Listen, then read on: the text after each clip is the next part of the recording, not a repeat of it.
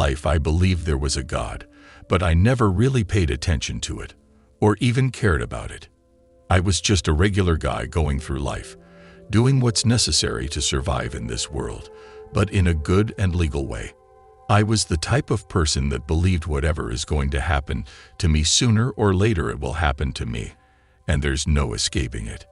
I'm a visual learner, so I'm the type who has to see to believe. I won't just take somebody's word for it. When I was about 20 years old, I was at a deli ordering a sandwich. The guy who made my sandwich got the order wrong. He forgot ketchup, so I told the guy he didn't add some. He told me he was sorry. I told him that it is all right. Don't worry about it because nobody's perfect. There was a lady next to me who was listening to the conversation. She looked at me and says, "Only God is perfect." I told her, "Well, I haven't met God. Maybe when I meet him, I'll know if he's perfect." She gave me a smirk. I got my sandwich and left. About a few months later, I had an NDE in Midtown Manhattan Park. I was with 3 other friends who I knew through a program we were attending. I didn't know any of them personally. We were sitting down on the grass. My heart was hurting, and it became difficult for me to breathe. I didn't want to make a scene, so I just laid back on the grass.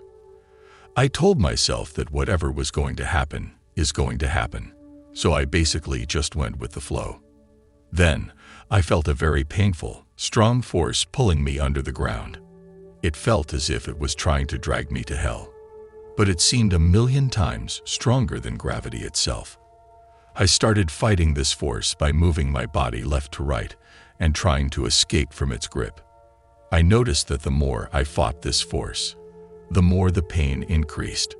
The pain was unbearable. I asked myself, how can anybody endure this type of pain without dying or exploding? I fought this force with every inch of strength I had in me, but to no avail. That's when I realized that I was dead. I was experiencing pain in the spirit realm. The afterlife is so real that it makes this world seem fake. I figured that I had no other option but to just give up. I then relaxed and gave in to the force. I looked up to the clouds and noticed a beautiful bright light looking directly at me. The light was 10,000 times brighter than the sun, yet I could look straight at it. The light was literally made of love. Everything I ever wanted was with the light, and the light was Jesus Christ himself. I just knew it was him. John 8:12, King James Version. Then spake Jesus again unto them, saying, I am the light of the world. He that followeth me shall not walk in darkness, but shall have the light of life. As I looked at this perfect, beautiful, glorious, and loving bright light, I felt unworthy to look at the light. It was just too much for me. I then tried speaking to the light, but couldn't speak verbally. So telepathically I thought, God, I have never done anything for you. I can't go with you even if I wanted to. So whoever is going to take me now. But please stop the pain. I was experiencing the good and the bad at the same time. The light acknowledged my thoughts.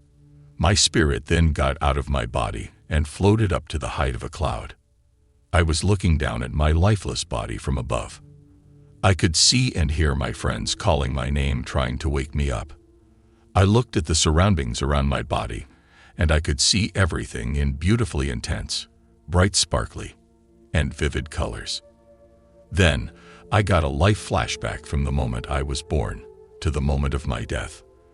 I realized everything we do in this earthly life is recorded. Suddenly, I fell back into my body in like a teardrop form.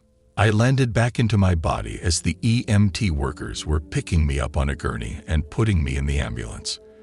They started driving me to the hospital.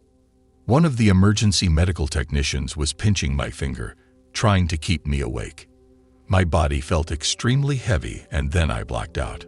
I woke up in the hospital with the IV on my left arm. I was telling the doctors that I saw God. I saw God. No one believed me, and people thought I was crazy. I then grabbed my stuff and left the hospital. I was a bit disappointed because this is without a doubt the best and worst thing that has ever happened to me in my entire life, and no one believed me. I got home and told my mother a few days later. A few weeks later, I was walking around Brooklyn. I felt like I had to do something, but didn't know what it was. I kept walking and then saw a church across the street. I went in this big church and saw an old lady sitting in the right midsection of the church with her head down and praying.